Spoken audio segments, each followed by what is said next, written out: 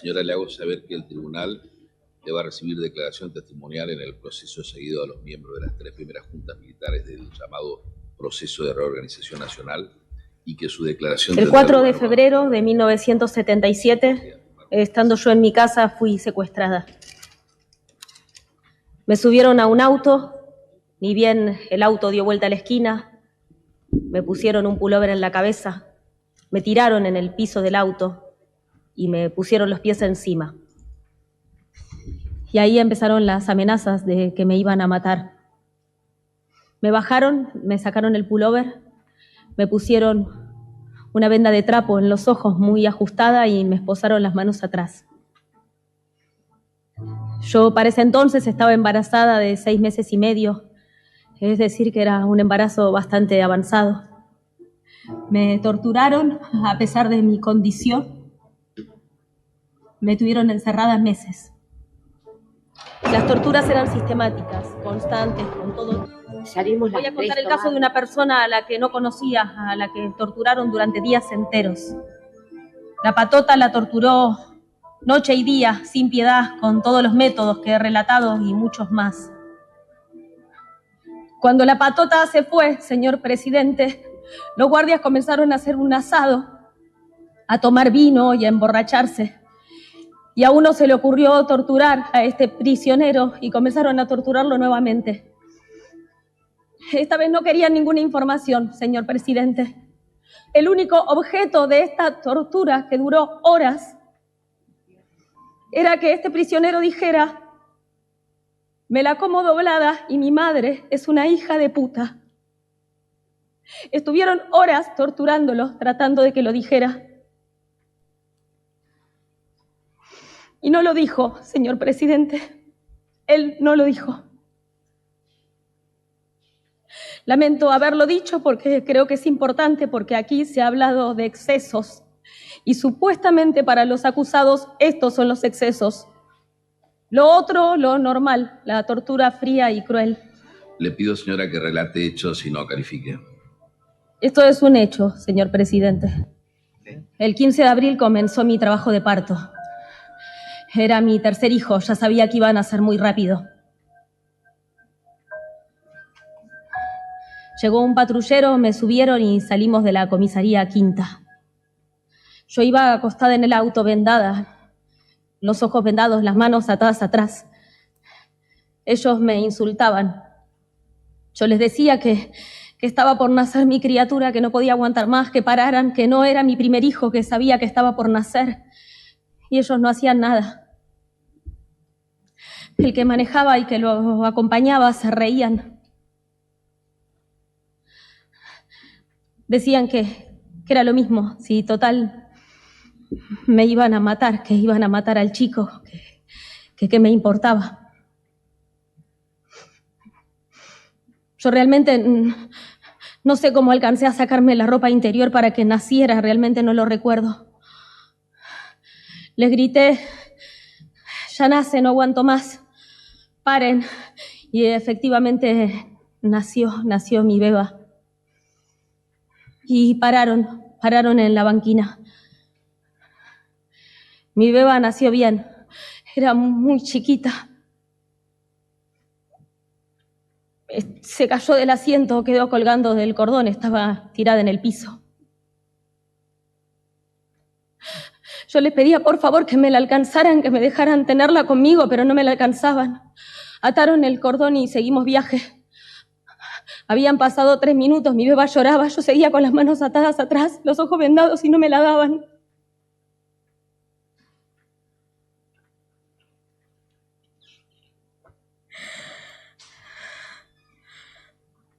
Llegamos a otro lugar, era un local muy grande que tenía mesadas de mármol. A mi beba la habían apoyado en una mesada, estaba sucia, tenía frío, lloraba. Me hicieron pasar, me trajeron un balde y me hicieron baldear el piso y limpiar todas las mesadas. Tuve que hacer eso desnuda frente al oficial, frente a todos los guardias que se reían. Recién ahí me dejaron agarrar a mi beba. Bienvenidos y bienvenidas a todas las personas que están presentes. Gracias, Teresa, por dejarnos pasar este pedacito de la película. Quiero contarles que obviamente le preguntamos, porque lo debe haber visto millones de veces ya. De hecho, prácticamente me iba relatando acá de memoria lo que se escuchaba. Pero un poco la idea era de que pudiéramos contextualizar un poco esta charla, ¿no? Porque a veces naturalizamos todo hasta una película. No vamos a hablar acá hoy de la peli, porque no es esa la intención, sino que pudiéramos aprovechar la estadía de Teresa por acá y bueno, preguntarle algunas cosas, contarles también que la universidad siempre está como predispuesta a este tipo de espacios porque pertenece a la Comisión de Derechos Humanos del Consejo Interuniversitario Nacional, porque la curricularización de los derechos humanos es una deuda que tenemos en las universidades y todo este tipo de actividad siempre nos viene muy bien. Yo como para romper un poco el hielo, que seguramente esto va a ser una entrevista, pero también nos gustaría que después ustedes puedan participar si quieren de preguntas. No sé si vos coincidís conmigo en que si la gente hubiera visto, así como vemos a esta actriz en la ficción, cuando se dio el juicio a las juntas militares, si hubiera visto a tu mamá de frente, no hubiera habido personas que todavía dijeran que esto no pasó o que no fue cierto, por ejemplo. No sé si opinas lo mismo. Ay, bueno, hola, ¿se me escucha bien ahí? Porque a veces grito. Gracias por acercarse a escuchar esta historia, que es la historia de todo el país y de la región también, porque no fue el único país que sufrió esa dictadura militar, cívico-militar. El tema es que en ese juicio quisieron instalar la teoría de los dos demonios, y si la sociedad escuchaba este relato, no solo de frente, sino que lo escuchaba, porque no lo escucharon, no se pasó en la tele. Lo que se pasaba en la tele eran las imágenes, pero sin sonido, y en la radio tampoco se pasó. En esta película aparece como que la madre de Moreno Campo lo escucha en la radio. En realidad lee una pequeña crónica en La Nación, porque no se escuchaba. Y era intencional que no se difundan estas historias, porque yo creo que si alguien escucha eso, no se puede creer la teoría de los dos demonios. Era evidente que demonios hubo uno solo. Así que sí, creo que fue estratégico. Sí, porque además lo que convenimos es que había como una cuestión, un estado de connivencia entre los medios de comunicación, entre gran parte del empresariado, bueno, la misma Iglesia que también siempre ha estado metida en este tema y que no se quería cuidar o no revictimizar a las víctimas de terrorismo de Estado, sino que por el contrario, se quería más bien tratar de que esto se olvide, que se pase página. Sí, por eso en ese juicio, después del juicio a las juntas, lo primero que viene es el punto final y después la ley de obediencia debida. Yo la película esta no la vi tantas veces, la verdad. Aclaro que no tuve nada que ver ni con la producción ni con nada. Me enteré que iba a haber una película de este juicio como cualquier mortal por la radio, mi hermana por las redes. Lo que sí escuché mucho es el testimonio de mi mamá, que dura 1:40. Y fue la primer sobreviviente que se sentó ahí, con todos los militares atrás. Eso es un montón. Y es verdad que la dejaron encerrada. Yo no fui al juicio y me quedé con mi abuela nieta, y estuvo 2 horas con mis hermanos. Mis hermanos tampoco es mi hermana, porque tengo un hermano más grande y una hermana más grande. Tuvo 2 horas y pico encerrada en un cuartito que los separaba de los militares una puerta nada más, y la dejaron ahí. Y después declaró mi papá. Y ese fragmento que está en la película y que acabamos de escuchar, donde cuenta cómo torturaban por diversión a una persona, es porque era consciente que después iba a venir la ley de obediencia debida. La ley de obediencia debida era que no podía ser juzgado porque estabas obedeciendo órdenes. Por eso hizo tanto hincapié en esta anécdota. Y así fue, la ley de obediencia debida dejó a todos los torturadores no solo libres, sin juzgar, sin procesar siquiera, sin sentarse en el banquillo de los acusados, sino que los dejó en funciones, en la misma policía o en seguridad privada. De hecho, el Vergés, doctor, que le sacó la placenta a golpes no solo a mi mamá, sino a todas las embarazadas que pasaban por el pozo de Banfield y por el circuito del juicio Brigadas y el circuito Camps, sabe perfectamente dónde están muchos de las personas que nacieron como yo y que aún no encontramos, que son más de 300, y está en su casa, actualmente con prisión domiciliaria, porque se juzgó hace muy poco tiempo y ya tenía una edad que no permitía que estén en cárcel común, pero después de 1985 no fue juzgado, estuvo décadas siendo director de una clínica obstétrica en Quilmes. Claro, yo te iba a preguntar eso, Tere, también, porque ¿cómo habían vivido en tu casa el tema del juicio? Porque si bien el juicio a la Junta fue un hecho histórico, digamos, para nuestro país y para toda Latinoamérica, porque convengamos que esto, como bien dijiste, no se trató solamente de Argentina, hablamos del Plan Cóndor, o sea, esto era más grande. ¿Cómo vivieron este tema del juicio, siendo que de las cúpulas hacia abajo no hubo condena prácticamente, y cuando se volvieron a activar estos juicios y estas cosas que más adelante, ahora vamos a hablar un poco más cercano a nuestros años, tampoco estaban en las calles con nosotros estas personas? Sí, ese juicio para mí tuvo doble cara, porque fue simbólico y muy importante en la región. Fuimos el único país, yo diría el único pueblo, que exigió que se sienten en el banquillo de los acusados a los militares, porque llegamos a 1985 con las calles llenas de gente. Llegamos a 1985 con madres de Plaza de Mayo que no dejaban de dar vueltas la ronda.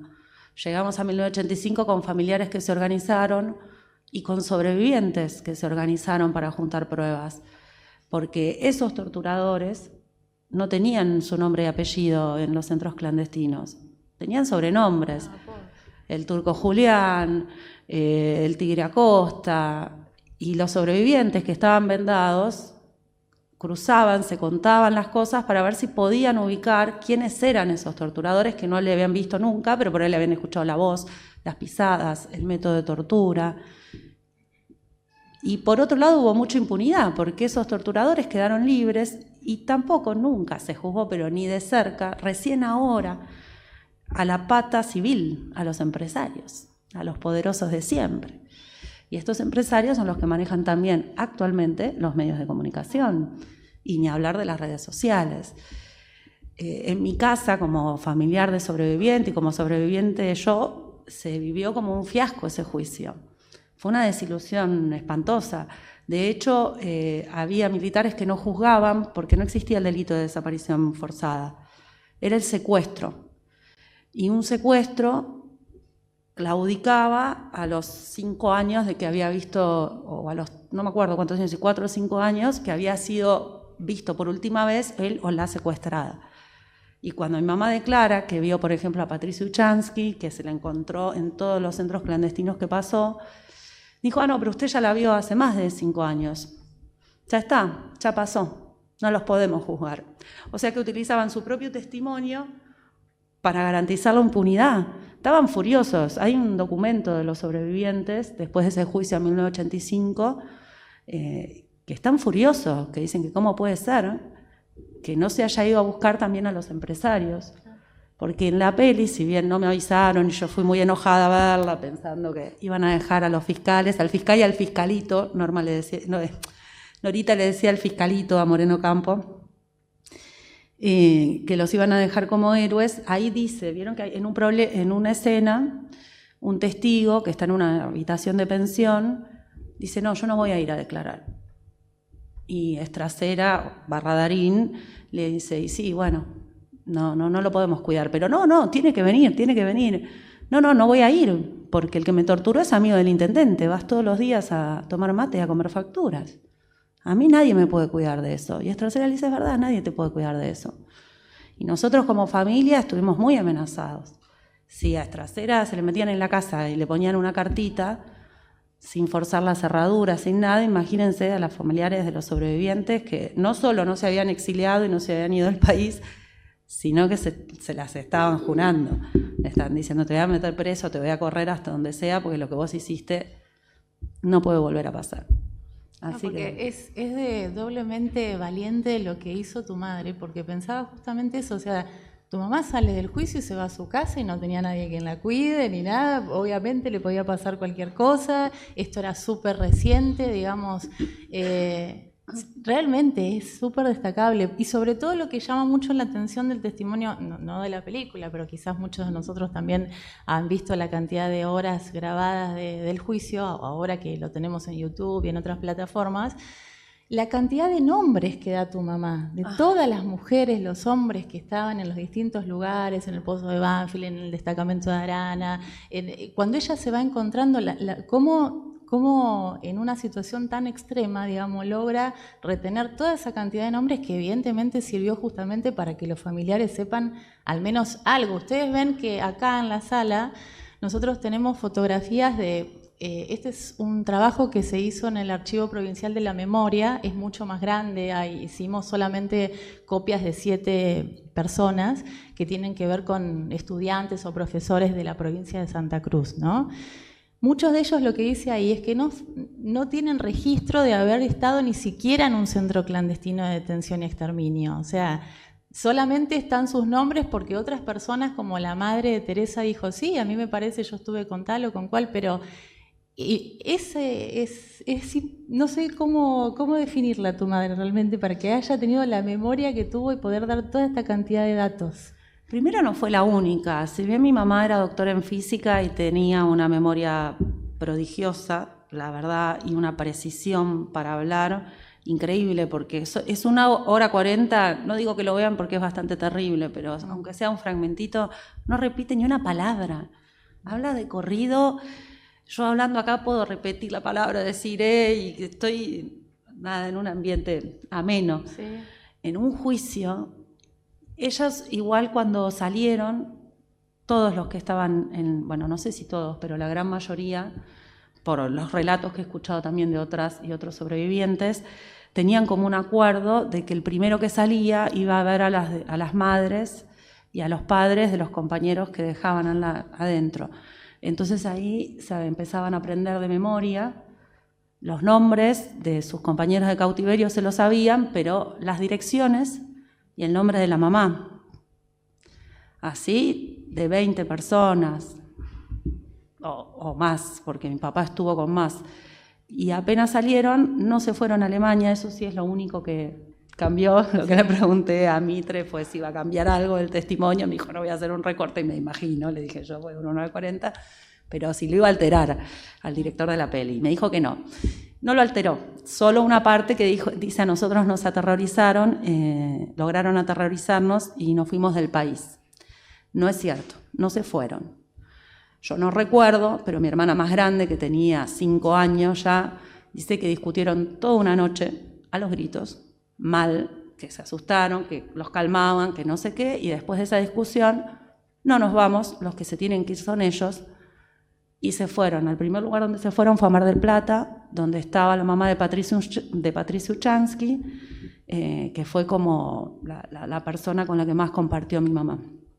De hecho, su mamá, Beatriz, madre de Plaza de Mayo de Mar del Plata, fue mi abuela, y la abuela de Nati también acá postiza, abuela de la vida, y sus nietos, que tenían su mamá desaparecida, mis primos, o sea, familia, pasaron a ser familia. Y así fueron a ver a cada una de las madres, de las compañeras que habían dejado adentro y de los compañeros que habían dejado adentro. Eso nos valió una infancia llena de amenazas. No solo se juntaron con los sobrevivientes, sino que, bueno, le daban esa información que era valiosísima, porque este colectivo, y acá mi hermana le decía, nos van a matar, va a venir la patota, son 7 gatos locos contra los malos malísimos. Y eran 7 gatas locas, porque había más mujeres que varones. Y para mí cambiaron la historia del país, porque si ellos no se hubieran sentado ahí a decir que habían estado con los hijos de las locas de la plaza, no había manera de comprobarlo. Si ellos no hubieran dicho, no, yo recibí al hijo de Inés Ortega, mamá, yo estuve en el parto, le puso Leo. Tenía una manchita en el tobillo. Y cuando apareció Leonardo, de 30 años, tenía una manchita en el tobillo. Esas cosas para mí fueron valiosísimas, porque si no, nadie podría haber dado cuenta ni de las torturas, ni del robo de bebés, ni de los falsos fusilamientos, hacían simulacro de fusilamiento todo el tiempo, lo cual es bastante traumático. Tere, yo antes de preguntarte un poco esto, vos, bueno, ya estabas adentrándote vos de cómo, cuando fueron hacia el juicio, pero también en algún momento tu mamá se ha sentado con ustedes a explicarles un poco esta situación, eran todos tan pequeños, pero bueno, Teresa nos facilitó un material que hicieron, contalo vos si querés los estudiantes, sí. Como para que podamos hablar de eso y no sea tan fría la pregunta, porque me parece que lo que van a ver ahí es muy lindo. Así que contá vos cómo fue que llegó ese material a vos. Sí, a mí me emociona un poco ese video. Dura 4 minutos, en una de esas salgo 4 minutos y vuelvo a entrar, si no se ofenden. Porque es un video que me hicieron unos chicos de secundaria. Siempre me preguntan cuándo te enteraste cómo naciste. Y yo le digo que no tengo ni idea cuándo me enteré, que es un proceso. Salí, imagínate, a ver cómo quedó, fui al médico, me hacían soplar unos fósforos y se ríe porque se acuerda, porque tengo la boca torcida, porque hay un nervio acá que vayan a saber si por falta de nutrición o qué, pero no se me desarrolló, con lo cual soy media sordita. Y como es el nervio que conecta con el labio, nada, siempre estuve como en revisión, por la espalda también. Pero hubo un día que mi mamá nos sentó, porque mi hermano tenía 1 año y medio, lo salvó una vecina cuando entró a la patota a secuestrar a mi mamá. Y mi hermana tenía 4 años, se había quedado a dormir por primera vez en la casa de mi abuela materna.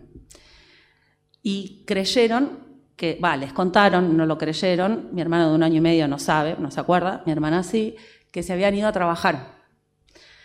Y se fueron mi mamá es la menor de 5 varones, es la única mujer, eran 6. Y mis hermanos quedaron con uno de sus hermanos, que eran los más humildes, los que más hijos tenían, y les decía, la prima más grande de Córdoba, ahora vive en Córdoba, pero Martina tenía 11 años, la prima más grande. 11. Martina, lo que pasa es que tu papá y tu mamá son muy inteligentes. Se fueron a fabricar aviones. Y para fabricar aviones se tarda mucho. Así que van a tardar en venir. Mi prima no tenía ni idea con 9 años que estaban. Pero mirá lo que inventaban los chicos para... Y cada vez que pasaba un avión, de eso sí se acuerdan mi hermano y mi hermana, los saludaban porque decían, ese seguro que lo fabricó tu mamá y tu papá.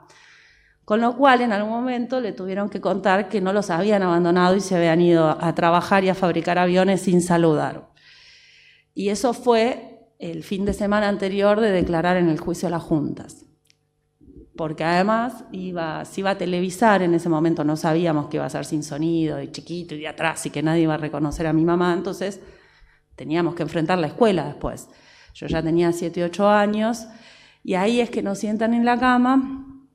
Nos cuentan que van a declarar, o sea, le cuentan a mis hermanos fundamentalmente que no se habían ido de viaje, que gente mala los había secuestrado y que iban a un juicio oral para que vayan presos esos malos que le hicieron no solo cosas feas a ellos dos, sino a muchas más personas, que de hecho todavía no sabemos dónde están y que había que preguntarles dónde estaban para que aparezcan esas personas.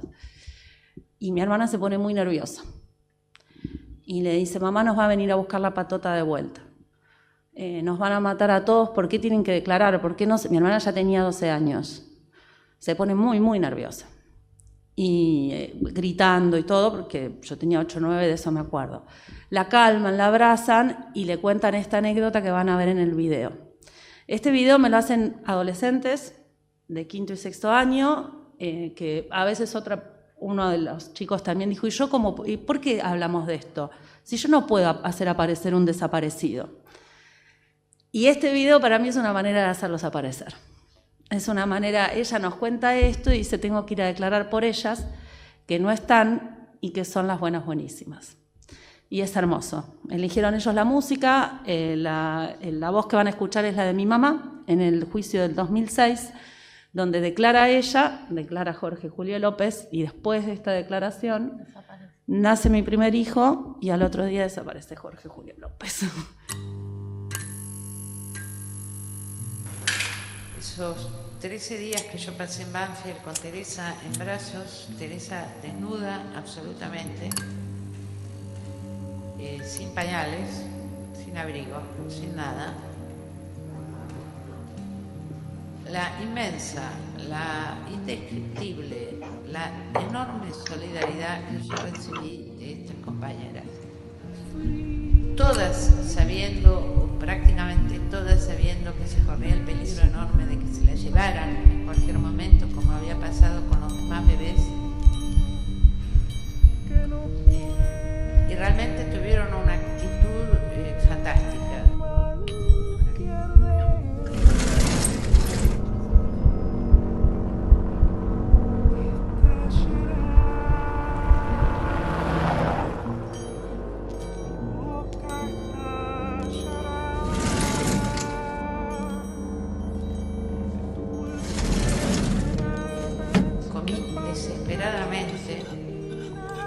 Y cuando terminé de comer, la compañera que tenía a mi izquierda me pasó otro recipiente lleno de comida. Y eso mismo ocurrió las dos otras veces que comí en Banfield. Es decir, ellas dejaban de comer para que yo pudiera alimentar a Teresa. Seré mi propio padre y así voy a aprender que irse. Como los calabozos ya estaban abiertos, todas las compañeras, alrededor de 20, se pusieron delante mío, adentro del calabozo, gritando como leonas: no se la llevan, no se la llevan. Y era imposible que me la sacaran, si no nos mataban a todos. Era absolutamente imposible, porque formaron una muralla humana que no podían atravesar. Teresa se quedó conmigo. Y Teresa tiene 29 años y está a punto de ser mi abuela. Y si yo hoy puedo vivir esto, sin duda se los debo a las compañeras. Así que quiero brindarles mi agradecimiento, mi homenaje y mi absoluto compromiso de seguir luchando hasta que todos estos genocidas vayan a parar a la cárcel.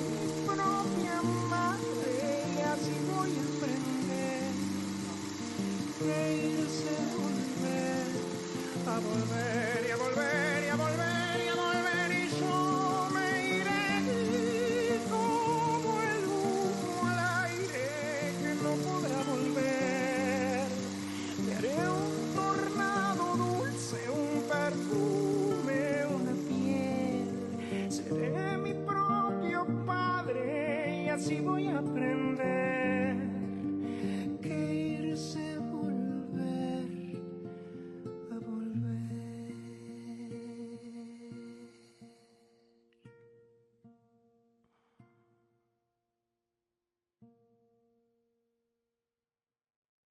Increíble que adolescentes de cuarto y quinto son los que hicieron este video. Sí. Ellos solo Fabuloso. buscaron el testimonio de mi mamá porque hablamos de todo lo que es la desaparición de Julio López en esa charla, la segunda. Eligieron la música ellos, hicieron la investigación ellos y hicieron esto con nada, ¿vieron? Con nada, porque en recursos hicieron las siluetas con... Ay, qué agitada, estaba paseando por la universidad. Hay un mural de Norita. Hay un mural de Norita hermoso. Podemos dejar de fondo la... Sí, estaba enferma ahí ya con un cáncer no, tremendo. no No es una sacamos. foto que me encante, pero bueno. Es que me recuerda a su enfermedad, pero sí, Bueno, déjalo. la sacamos. Ay. No, déjalo, no pasa nada.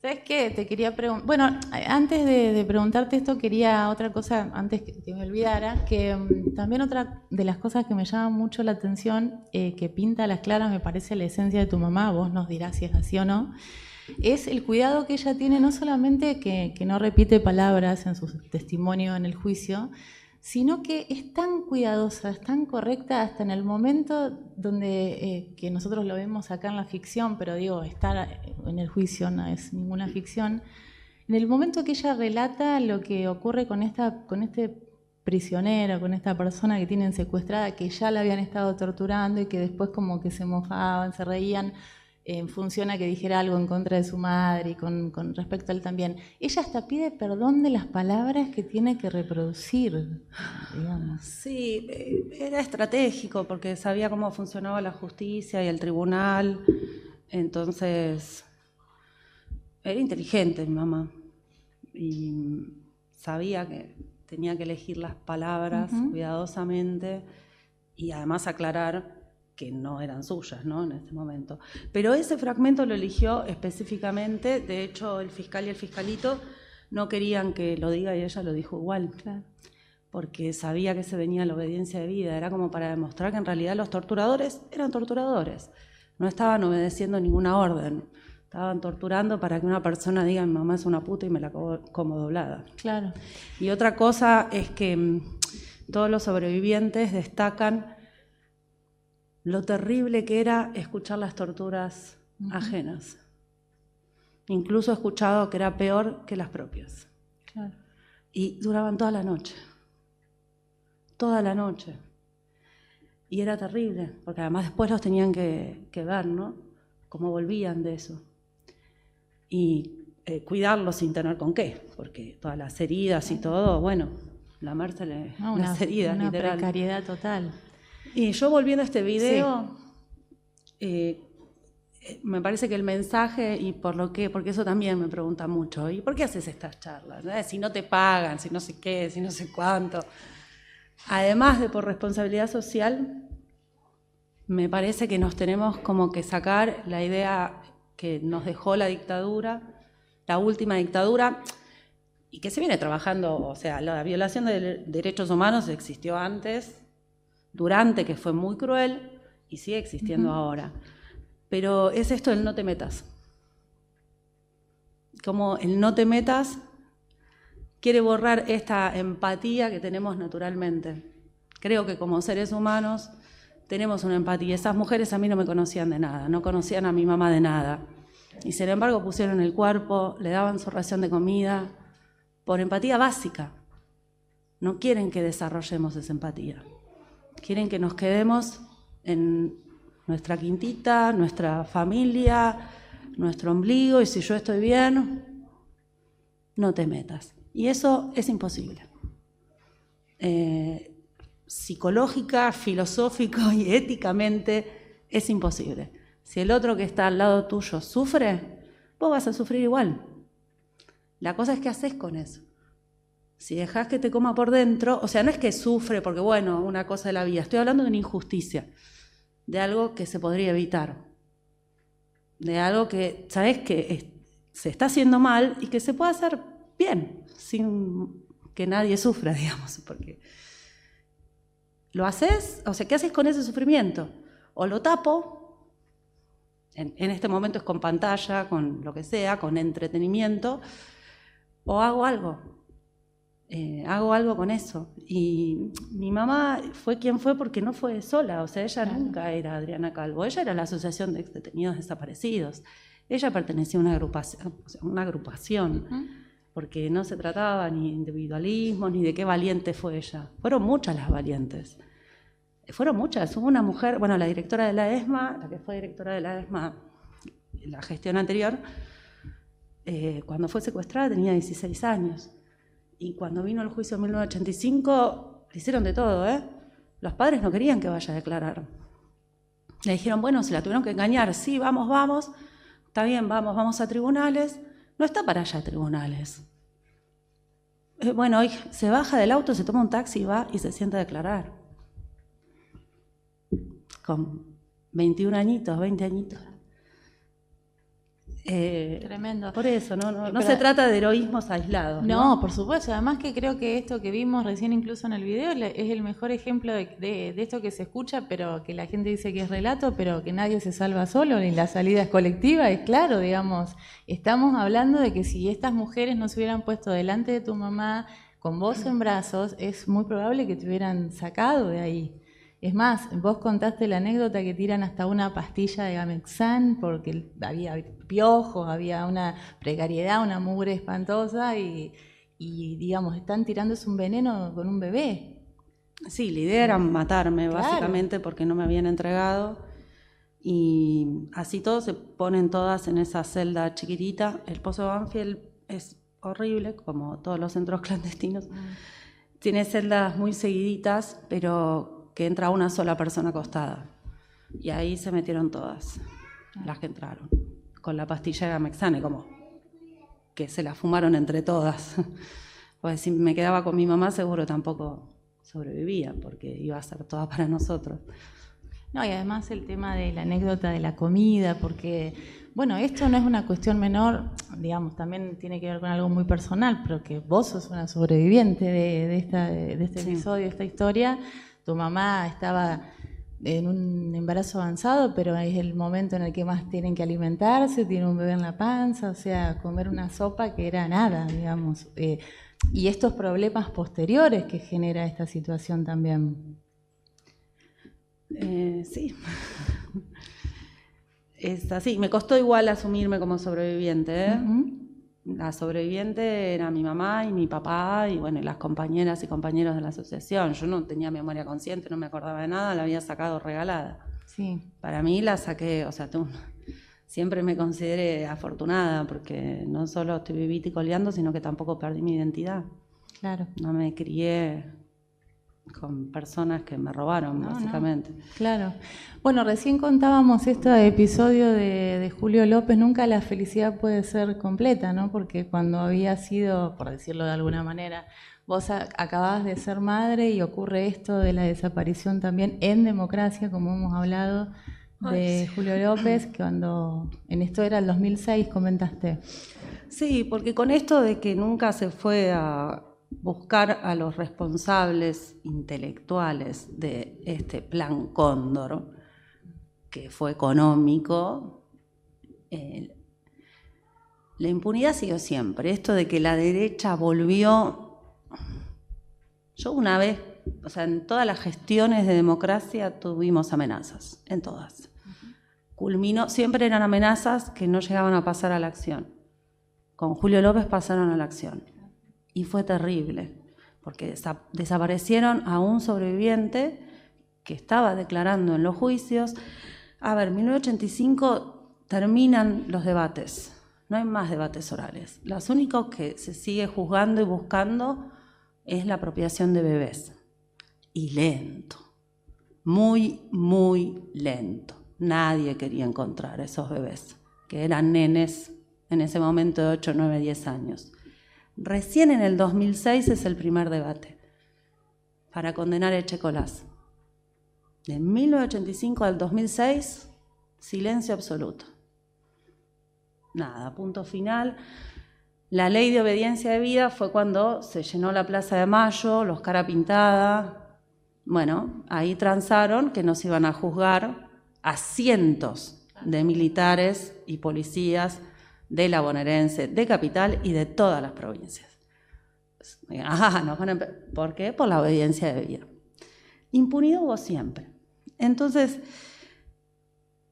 cuando fue el indulto también nos amenazaron, cuando fue el 2x1 también nos amenazaron.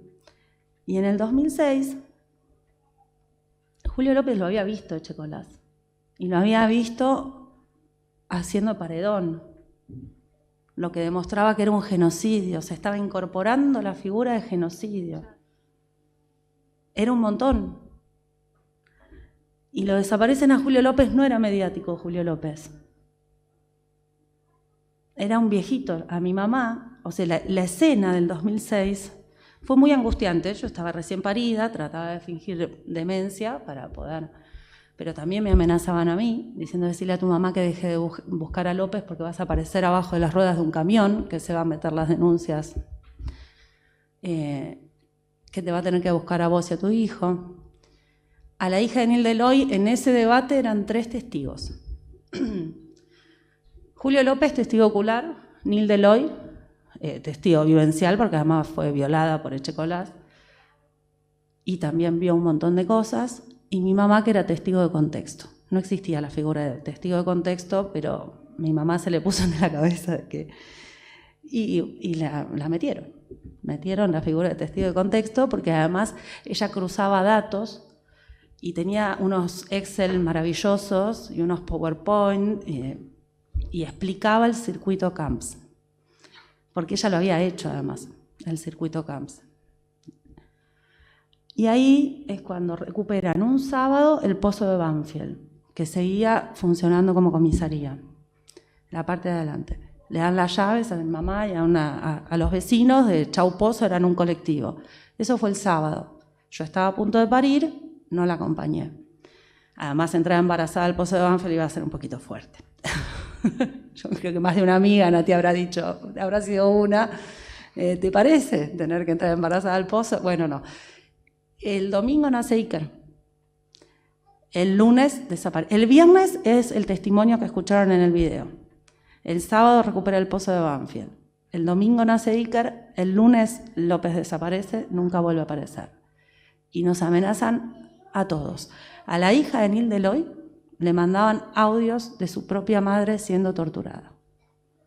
La llamaban. No tenía celular porque eran los de tapite, los tenían algunos, y ella tenía 18 años. Llamaban a la casa y le ponían audios de tortura. Cuando se grababan antes analógico, ¿no? Se toman el trabajo de digitalizarlo. Entonces eso de quemaron los archivos, no quemaron los archivos. Acá nadie quiso ir hasta el fondo de la situación, porque ir hasta el fondo de la situación es meterse con el poder económico. Es meterse con los Blaquier en Tucumán, es meterse con el poder económico, es meterse con todos los medios de comunicación, es meterse con Clarín, es meterse con los poderosos de verdad. Entonces, en el 2006 tienen esa impunidad de desaparecer un testigo y Arlanian es el presidente del tribunal, el que ven en el medio, de decirle: Adriana, al mismo persona en la que declaró en 1985, debe estar en la casa de la tía. Como decían, quédate tranquilita, Adriana, debe estar en la casa de la tía. Entonces, esa impunidad siempre estuvo, ese poder siempre estuvo. Antes era más o menos decoroso opinar tal o cual cosa, pero el poder económico es el mismo. Sí, sí. ¿Y cómo vivís vos los días de hoy que bueno, que se sigue insistiendo sobre esto de los 2 demonios, contar toda la historia, la cuestión negacionista tan fuertemente, digamos, visto que no terminó nunca y no quiere decir que antes no hayamos escuchado, pero digo, es como hoy esto es cada vez más notorio. ¿Cómo lo viven ustedes a eso? Bueno, tienen que el tema de la comunicación otra vez, de cómo nos cuentan las cosas, qué nos cuentan. El otro demonio eran los guerrilleros. Los guerrilleros estaban aniquilados en el 76-77. Era el ERP y los montoneros. Había otros, pero los montoneros, estaban los montoneros que estaban armados y los montoneros que no, que eran peronistas y que nada, no sé, alfabetizaban o eran abogadas de mujeres. Lo mismo en el PRT estaba el Partido Revolucionario de los Trabajadores y el ERP, el Ejército Revolucionario del Pueblo. Los que estaban en el ERP sí manejaban armas y para mí el fin no justifica los medios y no justificó esa violencia, pero lo que sí, la historia completa dice que en 1985 a los que quedaban vivos de los montoneros y del ERP los sentaron en el banquillo de los acusados en el mismo debate. En el mismo debate. Los que no estuvieron sentados en el banquillo de los acusados en ese juicio de 1985 fue porque estaban desaparecidos, acribillados, ellos, su mujer, robaron a su hijo, a su novia, a su hermana y a los amigos de la hermana. Los que no forman parte de los 30.000 y unos pocos que se exiliaron fueron sentados en el banquillo de los acusados y fueron indultados junto con los militares. O sea que pesó la misma justicia para los dos. Y por otra parte, los 30.000, o sea, esos guerrilleros son una pequeña porción, ya estaban aniquilados. Claro. Estaban completamente desarmados, o desaparecidos, o acribillados, o exiliados, cuando empieza la última dictadura militar. La AAA se encargó de destruir esos dos grupos guerrilleros que eran el otro demonio.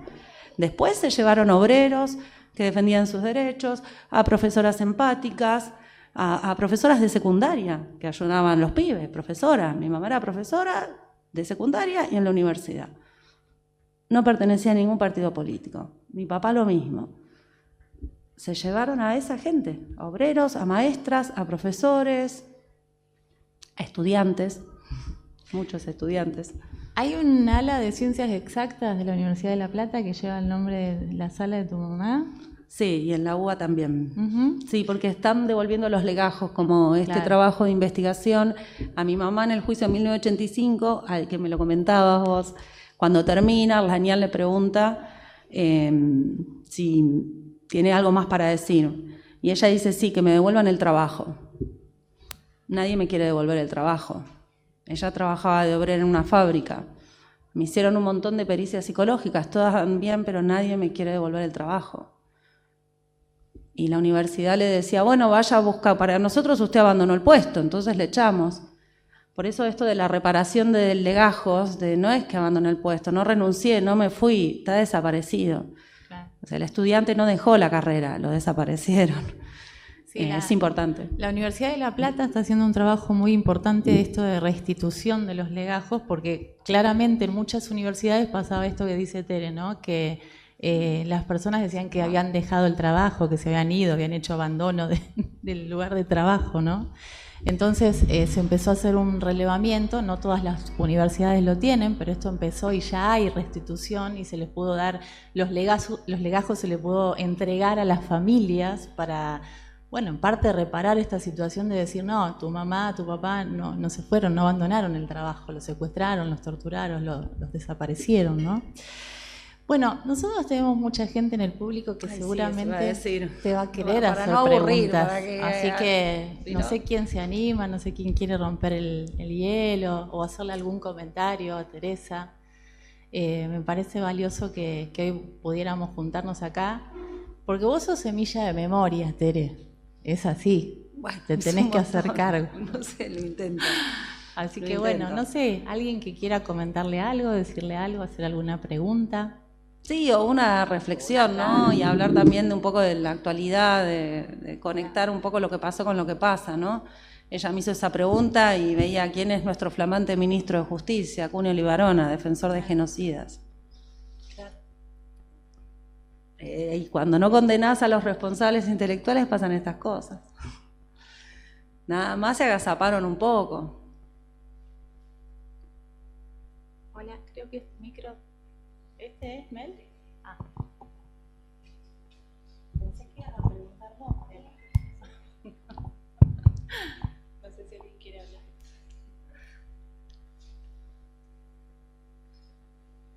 Vamos, rompiendo el hielo. Sí, no hace que, falta que sea una para que pregunta, se escuche bien. puede ser una reflexión, un aporte, lo que sea. Hola a todos los presentes. Por supuesto, agradecidísima de esta posibilidad de escuchar, aunque al mismo tiempo, claro, muy conmovida, ¿no? Como todos, iba a decir, los que estamos acá. Conmovida y enojada. Y cuando te escuchaba, bueno, además de las referencias a la valentía, pero además al inmenso amor de tu mamá y las mujeres que estuvieron ahí. Y al escucharte cuando hablabas de las amenazas, también pienso en tus propios hijos, en toda esta tanta injusticia histórica acumulada y con un presente plagado de desigualdades y de construcciones que no le hacen ningún favor a la vida en democracia, más bien todo lo contrario, y sin embargo está lleno de espacios y lugares más grandes o más pequeños, multiplicándose con estos discursos de odio, más allá de cualquier bandería partidaria.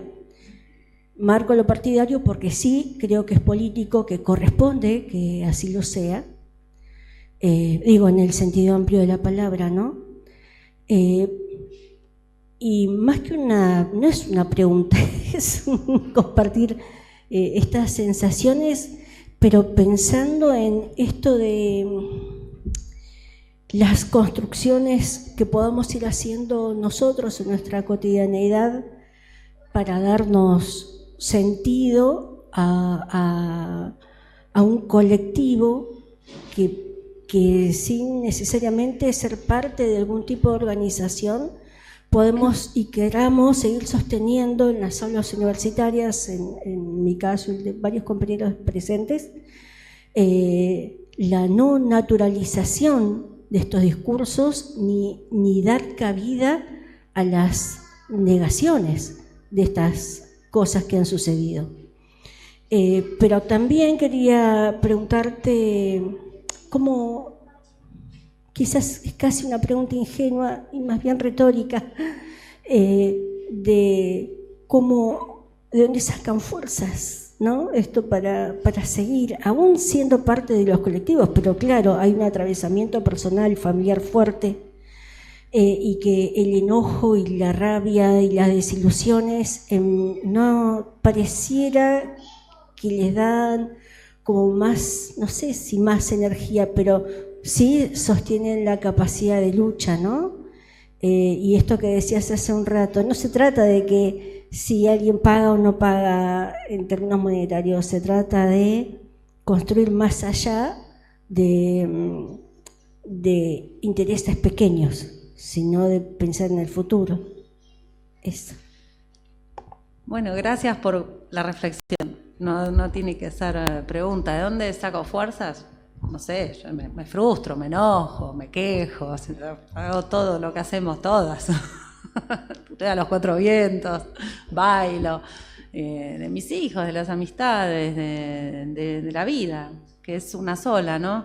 Y si hay algo que me enseñó mi vieja es esto de pelear por una causa común sin que la casa se interponga. Hablaste de lo partidario y de lo político. Me enseñó a separarlo. Si cuando tu causa política vale más o se interpone ante la causa, estamos fritos. Si vos peleás, hoy las pibas y las pibas bien preocupados están por el tema del agua. Bien preocupados están por el tema del ambiente. Porque el ambiente parece muy naif, pero en realidad el ambiente está hablando de justicia social. Ellos fueron los que me enseñaron que los recursos naturales no se deberían llamar recursos naturales, sino bienes comunes. Pero si son recursos, son de unos poquitos, como todos los recursos. Los bienes comunes no se podrían tocar, como el agua. Si esos recursos se reparten, como decís vos, estamos plagados de lugares llenos de desigualdades, donde todos tienen tanto y donde sabemos a ciencia cierta, porque la ciencia investiga, que la energía y la vida como la conocemos no va a alcanzar en un futuro no tan lejano para todos y todas. Por eso están haciendo este plan podemos hablar de exterminio en Gaza, podemos hablar de los jubilados, podemos hablar de los enfermos. Por eso tampoco quieren que nos eduquemos. Por eso también desfinancian la ciencia. Yo creo que la fuerza también la saco de ahí, de lo que devuelven la juventud cuando charlamos. Porque está bien, la historia es de la dictadura, es de todos, pero tenemos que relacionarlo con el hoy. Los malos malísimos son los de siempre. Son siempre los mismos. Eso además es. Y en un mundo posible, primero tenemos que poder imaginarlo. Por eso también la inteligencia artificial no nos puede pasar por encima. Parezco que mezclo peras con manzanas, pero no mezclo peras con manzanas. Porque la imaginación es humana, es algo humano, la emoción es algo humano, es algo vivo. Y en eso están los chicos, tratando de defenderse de lo vivo. Yo doy clases en una carrera artística. Los ilustradores, los diseñadores, los músicos, están preocupadísimos. Y vos le tenés que decir, vos tenés la emoción, vos tenés la imaginación, la compu no la tiene. Y el mundo posible que se imagina es un mundo donde no comanden las casas políticas, sino las causas. Que nos podamos organizar, como decís vos, por cosas pequeñas que estén a tu alrededor y que podamos volver a conversar, cara a cara. No me importa quién votaste. Estás acá para defender el agua, para hacer una campaña contra la publicidad. Digo las cosas que le preocupan a los chicos, y chicas de los que voy a hablar. La publicidad que te mata, consumo. Los abruma a ellos también. Lo que pasa es que no los escuchamos mucho a veces, ¿no? Están con el celular, no molestan, no se meten en problemas, mejor no sale. No, tiene que salir. El chico y la chica tienen que salir, tienen que socializar, tienen que estar con pares. No pueden estar encerrados con un celular.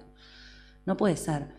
Porque además no ven futuro. Si sos artista y una IA te hace la canción, si sos audiovisual, que es lo que vienen a estudiar a la universidad donde estoy yo, una de las carreras hay más, y una IA te produce todo, ¿qué hacen los chicos? Entonces me parece que ese mundo posible donde nos unamos por causas políticas y nos podamos volver a escuchar y encontrar como estamos ahora cara a cara,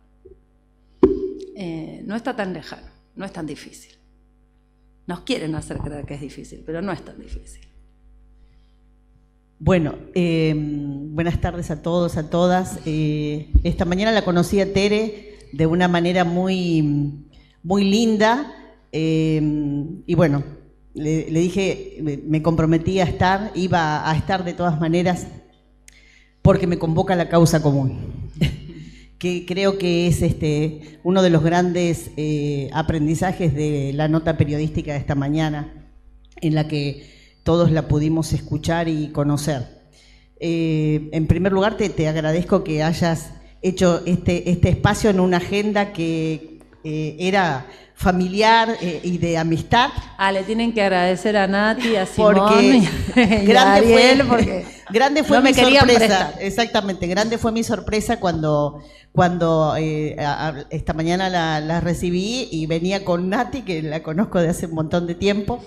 Y no entendía, yo estoy cuidando a mi sobrino, acordamos la agenda, y digo yo, ¿qué sobrino? Ella acá en Caleta, yo me hice toda una historia, y la verdad que qué lindo que te hayas hecho este tiempito para venir a compartir esta tremenda experiencia de vida con nosotros aquí en esta comunidad, poner a disposición esa experiencia y hacernos pensar y reflexionar un rato acerca de la necesidad de seguir trabajando en esta causa común que nos une y nos va a unir por siempre, porque creo que ya son derechos adquiridos para nosotros los argentinos, las argentinas, y no tenemos bajo ningún concepto que claudicar en ese camino que emprendimos hace unos cuantos años más de memoria, verdad y justicia. Así que por eso yo me sentí convocada, por eso estoy acá, por eso trato también de compartir estas ideas con los estudiantes o a través de los medios de comunicación o en cualquiera de los ámbitos en los que yo particularmente me desempeño y puedo actuar o tener alguna pequeña posibilidad de incidir en el pensamiento de las otras personas. Así que eso, un gusto conocerte. Y bueno, ya vamos seguramente a generar un camino que nos permita volver a compartir algún otro momento aquí en la universidad. Ella es colega de la UNLA, esta mañana hablábamos de la Universidad Nacional de Lanús y de algunos de sus referentes que yo he tenido la oportunidad de conocer, algunos de leer, como quien fue su rectora, Ana Jaramillo. Así que eso, un gusto haberte escuchado, gracias por este testimonio que es muy valioso, y muy valioso eso también de activar, ¿no? Esta mañana hablabas de eso, de activar la memoria y de seguir compartiendo esto, sobre todo con las generaciones más jóvenes, porque esta mañana hablábamos también que hay una responsabilidad nuestra de las generaciones adultas, de seguir transmitiendo esto, que no se corte ese conocimiento histórico de nuestro país, porque es muy importante para en esta lucha por alcanzar la justicia, que nunca, parece que nunca llegamos y que es tan necesaria, sobre todo ahora, en este tiempo tan oscuro, tan sombrío que estamos viviendo. Así que es un gusto conocerte, Teresa. Gracias.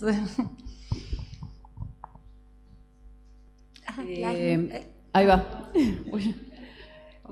Bueno, buenas tardes también. Hola. A todos y todas. Un poco me sumo a esto que plantea Maru y Sandra, absolutamente conmovidos, Teresa, con tus palabras, con tu testimonio, con que estés acá. Digo, a mí me parece valiosísimo que tengamos esta posibilidad en Caleta, gracias a esta amistad, de escuchar de primera mano esto que venimos escuchando hace tantas décadas, que es nuestra historia, que es tan dolorosa, que es tan radical, que es tan... eso, que no puede dejarnos impávidos. Y escucharlo así, de una mujer que fue la niña que nació en el pozo de Banfield, así a poquitos metros, y tener la posibilidad de abrazarte, de conversar de otras cosas. La verdad que es para nosotros un lujo, una oportunidad preciosa.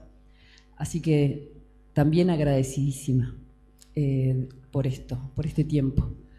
Yo voy a hacer una pregunta concreta y quizá media amplia, pero me encantaría escucharte. ¿Cómo lees vos este tiempo? Que, bueno, quizás venimos repitiendo algunas descripciones de este tiempo complejo.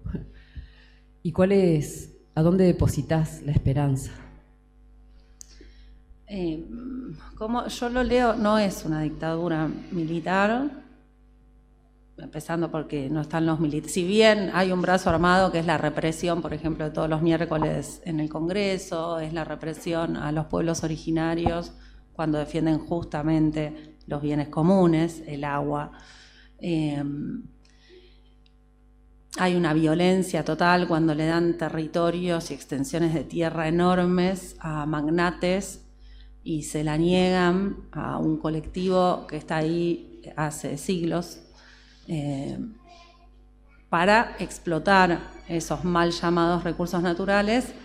Y así como el Plan Cóndor fue un plan económico que vino a terminar con la industria nacional, mano de obra barata y demás, y todo lo que fue el plan económico de Martínez de Hoz, este es el lado B que tiene el extractivismo como vedette. Las mineras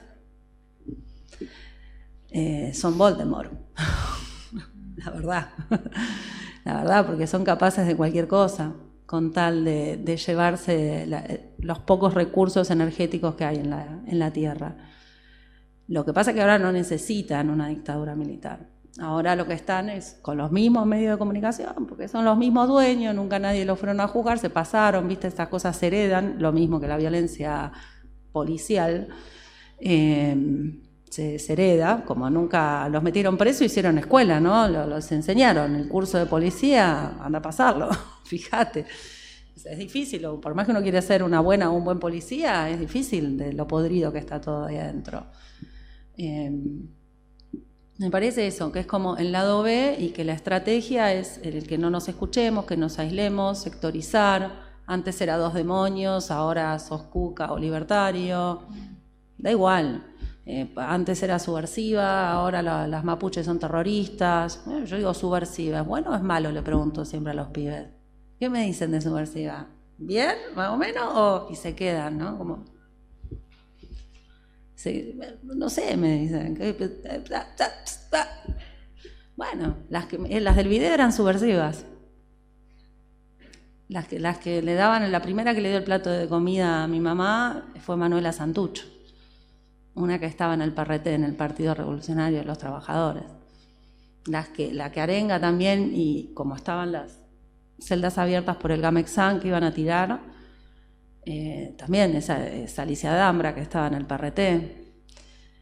La que se pone adelante es Cristina Navajas, y de todas esas mujeres apareció, de los hijos de esas mujeres apareció hace 2 años el nieto 133, Navajas de Santucho, recién hace 2 años. El resto de los hijos, hijas de esas personas, de esas mujeres, no sabemos dónde están. Las subversivas, y si hay algo, parece que es hora de subvertir. Si hay algo que no funciona al lado tuyo, que es injusto, hay que subvertirlo. Y no lo vas a ir a hacer sola porque sos pollo. Te vas a tener que juntar, tenés que ser inteligente. Me parece que es hora de que seamos más subversivas y subversivos. Y escuchar al otro. A mí, repito, no me importa quién votó. Pues, si no, ¿cómo vamos a vivir? Sálvese quien pueda. ¿Qué nos queda? Arrancarnos las uñas, no sé, porque en algún momento va a empezar a escasear la cosa si no nos organizamos. Ella quería preguntar. Sí. Hola, bueno, buenas tardes a todos, a todas. En principio nada, me sumo al agradecimiento de que hayas estado acá, de compartir esto. Creo que en términos generales a todos nos moviliza muchísimo. En este caso estoy como estudiante, nos parecía re importante poder estar, poder escuchar, y creo que tiene un componente particular poder escuchar de primera mano igual un poco esto, ¿no? En un contexto que nos arrincona constantemente a cuestionar estas cosas en clave de reivindicar la lucha concretamente. Yo en realidad había pensado si intervenir o no, y hablo de intervención porque no suelo hacer preguntas. Después me voy y digo, podría haber preguntado un montón de cosas. Pero sí, seguramente me voy a quedar con un montón de cosas. Lo real es que mientras te escuchaba, entre muchas cosas que dijiste y que probablemente podemos escuchar en un montón de contextos también, porque quienes por ahí estamos acá probablemente escuchamos un montón de cosas y estuvimos en un montón de escenarios que tienen que ver con esta temática en particular, por lo que nos impregna, por lo que nos interpela. Pero hay algo que me parece súper valioso, y que si es algo que vos lo decís en cada encuentro, en cada lugar al que vas, inclusive en un contexto de clase, me parece que es más que importante, y creo que es una expresión del compromiso que hay justamente para que esto no se repita, y que tiene que ver con 2 cosas. La primera, con la claridad con la que marcás la responsabilidad del poder político en un proceso de estas características. Que eso puede dar cuenta profundamente de las responsabilidades que hubieron, y que por supuesto descarta de plano esta idea de la audiencia debida, ¿no? De que hay un plan sistematizado para llevar adelante un exterminio de estas características, y ahí viene la segunda parte, digamos, de ligarlo con algo como el genocidio en Gaza. Creo que es crucial hacer esa interpretación, hacer esa lectura, y que nos interpele como sociedad. En este caso, pienso, como estudiantes, a nosotros para dentro de la universidad nos es muy, muy difícil poder problematizar, poder discutir, debatir con el resto de nuestros compañeros y compañeras la importancia no solamente de entender estos procesos, de no entregarnos sin pensar, sin analizar, sin estudiar, contradictorios, siendo por ahí estudiantes, no estudiar la historia, no revisar, no cuestionar, no romper ideas, y abrazarnos y casarnos con un solo relato, con un relato que está siendo constantemente sostenido a través de los medios de comunicación, de las redes sociales, de personas que se mueven por el odio, por el anti, más que por el promover otra sociedad, una sociedad que tenga como prioridad el bienestar de los niños, la protección de los niños, el cuidado a los adultos, a los sectores más vulnerados, como por ejemplo las personas con discapacidad, digamos. Entonces, creo que es clave, que es valiosísimo y que es re importante que personas con experiencias de estas características, con golpes tan fuertes, con vidas tan sacadas, que por supuesto tienen una autoridad absoluta en este sentido, puedan venir a plantear de que no se trata solo como de una cuestión muy por encima, no viniste y dijiste, bueno, no, vamos por la memoria, la verdad y la justicia como un eslogan, sino que dijiste, acá hay una cuestión de fondo mucho más grande, que tenemos que problematizarla, de la que nos tenemos que hacer cargo, porque si no cuestionamos esto, en algún punto creo que pasa lo que está pasando, ¿no? Y en no haber profundizado ese debate, y por otro lado esta otra cosa que decías también, hay que organizarse, independientemente de cómo lo hagamos. Y acá sí me parece que es importante que se unan estas dos cuestiones. Nos organicemos, pero nos organicemos conscientemente, ¿no? Que tengamos de fondo, de la misma manera que ellos han sistematizado un plan para destruir todo aquello que no piense como ellos querían, nosotros tenemos que de fondo organizarnos y plantear un plan de lucha, un plan que nos defienda y que también estos derechos de los cuales hablaban las profes antes que hemos adquirido, los sigamos defendiendo, porque eventualmente, y como lo estamos viendo, son derechos que están colgando de un hilo y que solamente organizados en las calles, luchando, los vamos a preservar. Y en este sentido creo que para todos aquellos que hemos comprendido que la organización, la lucha, es el camino, creo que lo que siempre estuvo de fondo es ver a esas viejitas caminando las calles, impulsando fuertemente la defensa de los derechos, pero también de todas las reivindicaciones que hacen que la clase obrera en su conjunto, que los estudiantes en su conjunto, que las mujeres en su conjunto, con el poder de organización que tienen, logren lo que han logrado históricamente, pero también nos tienen que impulsar a seguir defendiéndolo y que eso no se pierda. Así que, como verás, no te pregunté nada, sí, valoro muchísimas de las cosas que dijiste y me parece tan necesario esto, por eso el agradecimiento, porque siento que son cosas que hacen mucha falta, que es lamentable que esto se haga sobre la base de haber tenido que sufrirlo, pero que ojalá que sirva constantemente para hacer conciencia particularmente y que nos impulse todo el tiempo a pelear un poco más para que la realidad no sea una entrega absoluta, sino que sea siempre un triunfo de quienes queremos que la sociedad sea distinta y que eventualmente esto no vuelva a ocurrir, por supuesto. Nada más. Gracias. Gracias, Dani.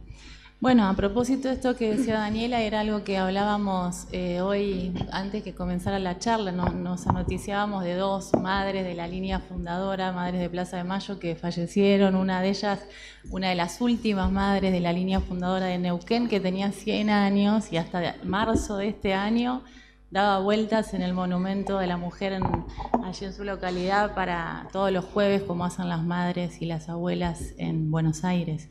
Y también Enriqueta Rodríguez, que es otra, por ahí algunos cuando vemos los videos vieron esa madre que se enfrenta a la montada y que les va diciendo en el noticiero, estos periodistas internacionales, creo que era que justo la entrevistaron, que ella decía, nos robaron todo, entraron a casa, nos robaron todos, nos robaron hasta nuestros hijos, dice ella. Bueno, esa es la que hoy nos referimos y bueno, que lo que decía Dani, ¿no? Un ejemplo en el mundo de búsqueda de memoria. Y fíjense que tanto las madres como las abuelas, algunas tenían pertenencia partidaria y otras no, pero no importó. No importaba si era del UCD, si era justicialista, si era radical. No importaba, se organizaron igual. Imposible no es. Hola, ¿qué tal? Bueno, mi nombre es Silvina. De mi parte, agradecerte la presencia acá. Esta chiquita que está acá atrás ha dicho la mayoría de las cosas que creo que la mayoría de los que estamos acá que hubiéramos querido decirte. Yo soy docente y algo que en realidad es algo que discuto, o sea, no porque pelee, sino de discusiones o conversaciones que se arman entre los docentes. Yo soy maestra de nivel inicial y es como que está pautado, en el nivel inicial es como que todo se ve muy por arriba. Y personalmente me pasa que yo siempre busco algo un poquito más allá, ser un poquito en el tema del revisionismo, ¿no? De la historia. Y vos hay muchas cosas que dijiste hoy que me hacen, en realidad salgo de acá hago las cosas que tengo que hacer y seguramente me quedaré hoy hasta la madrugada buscando cosas que me inquietan. Y eso te lo quiero agradecer. Te lo quiero agradecer porque realmente en estas charlas, las que plantea la universidad, la gente que trae, personas como vos, abren la cabeza de la gente. Y eso, siempre agradecida a la UMPA, de quien soy egresada de acá, y agradecida a las personas que como vos recorren el país, en este caso vos, para hablar de este tema.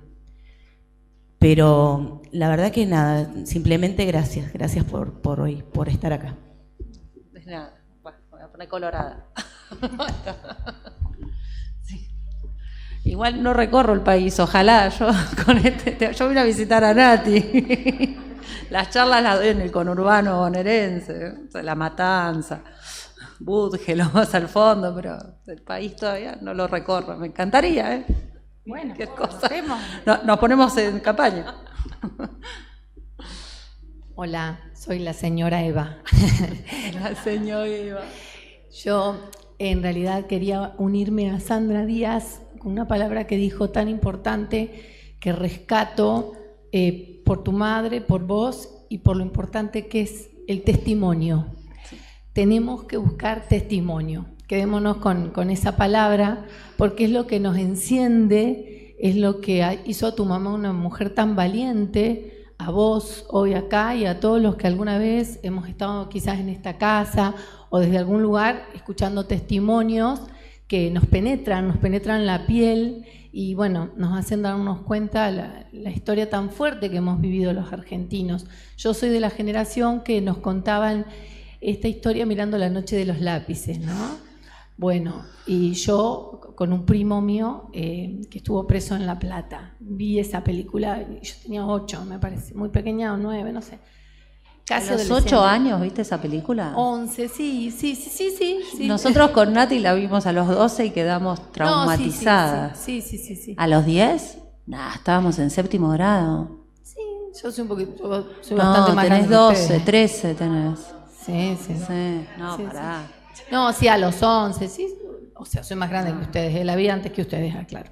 Bueno, pero igual, muy pequeña para esa película. Pero me refiero a que yo siempre evoco esto, ¿viste? Hoy, ya adulta, más mayor, pienso, qué loco, porque hoy estoy frente a protagonistas de esas películas que uno veía y cómo hoy todavía se lucha por esa historia argentina que está ahí, ¿no?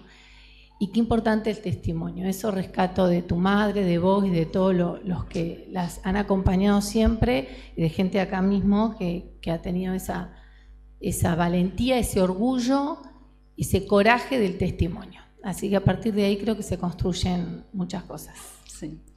Yo voy a decir que algún día vamos a hacer una película de estas 7 gatas locas que se juntaron y dijeron tenemos que dar testimonio. Porque la verdad que fueron muy valientes. Y por otra parte, en 2006, cuando desaparece Julio López, bueno, ahí mamá se enferma y se muere, se enferma Nil Deloy, que era el otro testigo de ese debate, y se muere, se enferma y se muere Víctor Basterra, se murieron muchos de esos sobrevivientes que dieron testimonio siempre que pudieron. Fue grave lo de Julio López, fue tremendo. Bueno, ¿tenemos alguna...? Ah, sí, perdón. Espero que me entiendan como abuela ya de 83 años, experiencia de vida como madre de 6 hijos y 8 nietos, el deseo que muy casualmente ando con un papelito que trae una poesía que habla de un homenaje para tu mamá y para vos, y para todas las mujeres que como tu madre ponen los ovarios en la vida para luchar por los beneficios comunes a todos los ciudadanos sin tener énfasis en las cosas personales del dinero. Hay cosas mucho más valiosas que el dinero que se están dejando de lado y que no pueden seguir así. Por eso yo cuando vengo aquí a Caleta Olivia y tengo 2 nietas maravillosas, Renata y Rufina, estoy tratando de cultivar un poco mi memoria que está gastada para enseñarle a Rufina y a Renata el significado de esta poesía que me la dedicó una anciana de 94 años. Me la dedicó hace varios años y la traigo para leérsela. Si me permiten, lo voy a dar. No lo estoy memorizando tanto, por eso bendigo y venero la sangre que tengo, la herencia que porto, la fe que profeso. En miles de años la vida me obsequia un baúl de dones de carga genética. Por ello, hoy me visto de gala y de fiesta y bailo una danza con madres y abuelas. De ellas provengo y con tanto orgullo tatuado lo llevo lo que antes fue suyo. Es tiempo de hacer en mí un equilibrio, dejando volar lo que ya no es mío, de soltar amarras y de agradecer, rezando plegarias, libero mi ser. Lo que duela y pesa, reconozco y suelto. Lo que bien me calza es lo que me quedo. Gracias, madre mía y amadas abuelas. Regaron mi vida con luces de estrellas.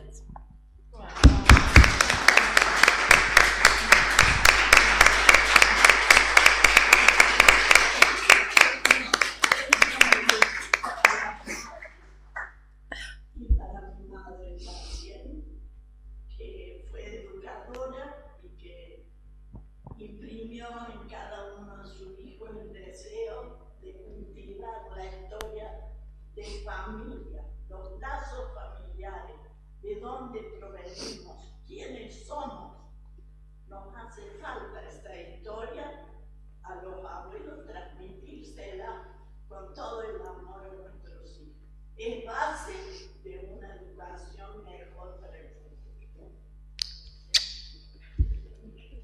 ¿Podemos cerrar así la voy a Sí, abrazar? sí. Con esto cerramos agradeciéndote, Teresa, tu calidez, tu compromiso. Bueno, un poco esto responde también a lo que preguntaban por ahí, por qué se hacen estas cosas, porque si nosotros podemos movilizar a nuestra comunidad y seguir haciendo que florezca esta semilla de memoria que creemos que sos como junto a todos los otros nietos que tienen que aparecer para que realmente se pueda cerrar en parte un poco la herida que nos ha dejado este tiempo tan espantoso que vivimos. Gracias de corazón por haber estado en la UMPA y siempre serás bienvenida. No, gracias a ustedes. Y para los jóvenes, esto que acabas de decir, que aparezcan los que faltan, no solo para cerrar heridas, sino para que el delito no siga perpetuándose, ¿no? Porque los hijos de estas personas que recuperaron su identidad tienen la identidad cambiada también. Totalmente. Hoy tienen o 13 o 14 o 18 o 20 o 22, tienen la edad de mis hijos y están viviendo en una familia que no es, no saben quiénes son, no pueden cultivar esos lazos familiares. Así que gracias. Bueno, nos aplaudimos y a Teresa, obviamente.